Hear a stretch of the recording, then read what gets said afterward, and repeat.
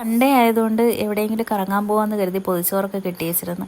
നമ്മൾ കുളിയും പല്ലിയപ്പൊക്കെ കഴിഞ്ഞപ്പോൾ വൈകുന്നേരം 3 മണി. പിന്നെ എന്തായാലും ചോറ് കഴിച്ചിട്ട് പോകാമെന്ന് കരുതി വീട്ടിൽ നിന്ന് തന്നെ ചോറൊക്കെ കഴിച്ചിട്ട് ഹൈസായും ഞാനും ഉമ്മായും ഐഷുവും വാപ്പായും കൂടി വേളിയിലോട്ട് വെച്ച് പിടിച്ചു. മിച്ചുത കറങ്ങാൻ പോണതിൻ്റെ എക്സൈറ്റ്മെൻറ്റ്. എന്നിട്ട് നമ്മൾ ഏകദേശം ഒരു 4 മണിയൊക്കെ ആവാറായപ്പോൾ റെയിൽവേ സ്റ്റേഷൻ്റെ ഇവിടെ എത്തി വണ്ടി നിർത്തിയതും ഹൈസ ഉണന്ന് കരയണോ വേണ്ടേ എന്നിങ്ങനെ ആലോചിച്ചുകൊണ്ടിരിക്കണം ഹൈസ. എന്നിട്ട് നമ്മളെ ഇവിടെ വേളിയുടെ ഫ്രണ്ടിൽ ഡ്രോപ്പ് ചെയ്തിട്ട്, അതായത് എന്നെ മിച്ചുവിനെ ഇവിടെ ഡ്രോപ്പ് ചെയ്തിട്ട് ഹൈസാരെ ഡയപ്പർ മാറാൻ വേണ്ടിയിട്ട് ഐഷു ഉമ്മായും വാപ്പായും കൂടെ പോയപ്പോൾ മിച്ചുതാ എനിക്ക് ഒരു പൂവൊക്കെ കൊണ്ട് തന്ന് നമ്മൾ സ്ലോ മോഷനിലൊരു വീഡിയോ ഒക്കെ എടുത്ത് അടിപൊളിയായിട്ട് ഒരു റീൽസൊക്കെ എടുത്തിട്ട് അവിടെ നിന്നപ്പം അവർ വന്ന്. പിന്നെ നമ്മൾ നേരെ നടന്ന്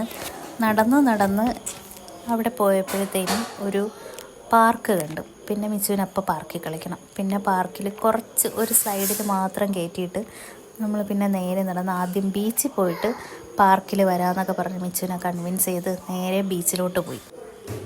ബീച്ചിലോട്ട് നടന്ന് പോണ വഴിക്ക് ഫുള്ള് നല്ല വെയിലായിരുന്നു. പിന്നെ എങ്ങനെയെങ്കിലുമൊക്കെ കഷ്ടപ്പെട്ട് നടന്ന് ഈ ഒരു സാധനത്തിൽ കയറി എൻ്റെ കാല് നന്നായിട്ടിടിച്ചു. നല്ല വേദന ഉണ്ടായിരുന്നു. പിന്നെ മിച്ചു ഇങ്ങനെ ഓടണതൊക്കെ നല്ല സ്പീഡിനെടുത്തേക്കൊണ്ടാണ് അത് ഓടണതായിട്ട് തോന്നണമായിട്ട്. നല്ല പേടിച്ചാണ് അതുവഴി പോയത്. എന്നിട്ട് ഞാനും മിച്ചും കൂടെ ഒരു റീൽസ് എടുക്കാൻ വേണ്ടിയിട്ട് മാത്രമാണ്, അല്ലാതെ കാല് നനയ്ക്കുന്ന പരിപാടിയില്ല. എന്നിട്ട് റീൽസൊക്കെ എടുത്തിട്ട് ഹൈസ അവിടെ തണലത്തിരിക്കുകയായിരുന്നു. ഹൈസായ ഇച്ചിരി കളിപ്പിച്ചിട്ട് ഹൈസായ എടുത്തു തിരിച്ച് പാർക്കിൻ്റെ ആ ഭാഗത്തോട്ട് വീണ്ടും നടന്നു.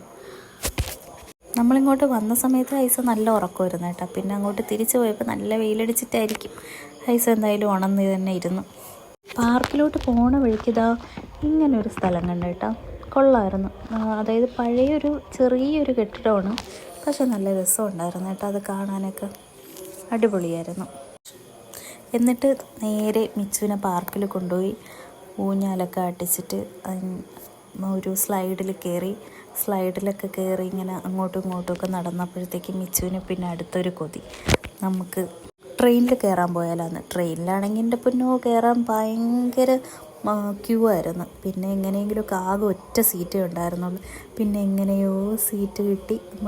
നമ്മൾ ഒരാളേ ഉള്ളൂ, മിച്ചുവിന് മടിയിൽ വെച്ച് വയ്ക്കാമെന്നൊക്കെ പറഞ്ഞുകൊണ്ട് ഒരു സീറ്റ് തന്ന് അഡ്ജസ്റ്റ് ചെയ്ത് എങ്ങനെയെങ്കിലുമൊക്കെ കയറണ്ടെന്ന് ആദ്യം കരുതിയതാണ്. 50 രൂപ കൊടുത്ത് കയറണോ എന്ന് വിചാരിച്ച്. പിന്നെ മിച്ചുവിൻ്റെ സന്തോഷം കണ്ടപ്പോഴത്തേക്ക് അവരുടെ സന്തോഷമല്ലേ നമുക്ക് വലുത്. പിന്നെ കയറിയപ്പോൾ ഈ ഒരു വ്യൂ എൻ്റെ പൊന്നോ സൂപ്പറായിരുന്നു കേട്ടോ.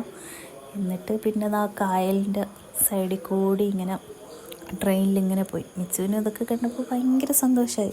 കാരണം ഇങ്ങനെ ആദ്യം നടുക്കാണിരുന്ന പുള്ളിക്കാരൻ. അപ്പം നടുക്കിരുന്നപ്പോൾ ഒന്നും കാണാൻ പറ്റില്ല, പൊക്കവും കൂടി ഇല്ലാത്തതുകൊണ്ട് ഒട്ടും കാണാൻ പറ്റില്ലായിരുന്നു. പിന്നെ ഞാൻ സൈഡിലിരുത്തിയപ്പോൾ ഈ ഒരു ഗുഹയ്ക്കുള്ളിലെ കൂടെയൊക്കെ പോയപ്പോൾ മിച്ചുവിന് ഭയങ്കര സന്തോഷം. മിച്ചുവിന് മാത്രമല്ല, അതിലിരുന്ന എല്ലാ പിള്ളേരും ഇങ്ങനെ ആ ഗുഹയ്ക്കകത്തൂടെയൊക്കെ പോയപ്പോൾ ഭയങ്കര എൻജോയ് ചെയ്യണുണ്ടായിരുന്നു കേട്ടോ. അതിന് ശേഷം നമ്മൾ ഈ ഒരു പപ്പിയെ കണ്ട്. എന്നിട്ട് ഇങ്ങനെ ആ കായലിൻ്റെ സൈഡിൽ കൂടി വന്നപ്പോൾ ആൾക്കാരൊക്കെ ഇങ്ങനെ നമ്മളെ നോക്കി വീഡിയോ എടുക്കണം. അപ്പം ഞാൻ കരുതി ഞാനിപ്പോൾ വീഡിയോ ഒക്കെ ഇട്ട് യൂട്യൂബർ പോലും ആയില്ല. അതിന് മുന്നേ ഞാൻ ഇത്ര ഫേമസ് ആയെന്ന് പിന്നീടാണ് മനസ്സിലായത്. ട്രെയിൻ പോണ വീഡിയോ ആയിരുന്നു ആൾക്കാരെടുത്തുകൊണ്ടിരുന്നത്. പിന്നെ നമ്മൾ ട്രെയിനിൽ നിന്നൊക്കെ ഇറങ്ങി പതുക്കെ ഫ്രണ്ടിലോട്ട് നടന്ന് നമ്മളടുത്ത് തിരിച്ച് ശംഖുമുഖത്തോട്ടാണ് പോയത്. ശംഖുമുഖത്ത് പോകാനൊരു കാരണം കൂടിയുണ്ട്. വാപ്പാരെ കൂട്ടുകാരൻ്റെ മോൻ്റെ കല്യാണമാണ്. നമ്മൾ അസ്തമയത്തിനാണ് അവിടെ എത്തിയതും അങ്ങോട്ട് എങ്ങനെ കയറണം എന്നറിയാതെ ഇങ്ങനെ അങ്ങോട്ടും ഇങ്ങോട്ടൊക്കെ തേരാപ്പാര നടന്ന് പിന്നെ എങ്ങനെയൊക്കെ അവിടെ കയറിപ്പറ്റിയപ്പോൾ അടിപൊളി ഒരു ജ്യൂസായിരുന്നു കേട്ടോ. ഗ്രേപ്പ് ജ്യൂസായിരുന്നു. അങ്ങനെ ഞാനും യേശും കൂടെ ചിയേഴ്സൊക്കെ അടിച്ച് ഇങ്ങനെ കുടിച്ചിട്ട് നോക്കിയപ്പോൾ പെണ്ണിൻ്റെ എൻട്രി ആയിരുന്നു. അടിപൊളി കല്യാണമായിരുന്നു, സൂപ്പർ കല്യാണമായിരുന്നു. പിന്നെ നമുക്ക് എവിടെ പോയാലും ഫുഡ് മുഖ്യം ബില്ലേ. പിന്നെ ഫുഡൊക്കെ കഴിച്ചു. അതിൻ്റെ തൊട്ടടുത്തൊരു പാർക്കുണ്ടായിരുന്നു. അപ്പോൾ മിച്ചുവിന് അവിടെ കയറണം. അങ്ങനെ ആ പാർക്കിൽ മിച്ചുവിനെ കയറ്റി. ഈ ഒരു സാധനത്തിലും വേറൊരു സാധനത്തിലും കൂടെ കയറണതിന് കോംബോ ഓഫർ 100 രൂപയായിരുന്നു. അങ്ങനെ അതിൽ മിച്ചുവിനെ കയറ്റി. പിള്ളേരുടെ സന്തോഷമല്ലേ നമുക്ക് വലുത്. വീണ്ടും എന്നെ 100 രൂപയും കൂടെ പോയി. പോട്ടെ കുഴപ്പമില്ല. പിന്നെ ദാ ഇതിൽ കയറിയപ്പോഴത്തേനും മിച്ചു അതിലങ്ങ് കിടന്നുപോയി. എങ്ങനെയോ വീണിട്ട് പിന്നെ എണീക്കാൻ പറ്റണില്ല. എണീക്കാൻ പറ്റാതെ അയ്യോ ഉമ്മി രക്ഷിക്കുന്നു പറഞ്ഞാൽ അവിടെ കിടന്ന് വിളിച്ച് പിന്നെ എങ്ങനെയൊക്കെ ഇഴഞ്ഞ് തിരിച്ചു വന്നു. പിന്നെ അടുത്തതാ ഈ ഒരു സാധനത്തിലും കൂടെ കയറി. ഇതിൽ കയറിയപ്പോൾ മിച്ചു നന്നായിട്ട് എൻജോയ് ചെയ്ത് നല്ല അടിപൊളിയായിട്ട് കളിച്ച്. എന്നിട്ട് ഇറങ്ങൂല.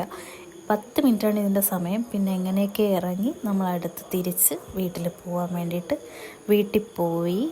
ഇറങ്ങിയിട്ട് നമ്മളടുത്ത് ഹൈസായും ഐഷുവിനെയും കൂടി ഐഷുവിൻ്റെ വീട്ടിലാക്കിയിട്ട് നമ്മളടുത്ത് വീട്ടിലോട്ട് പോയി.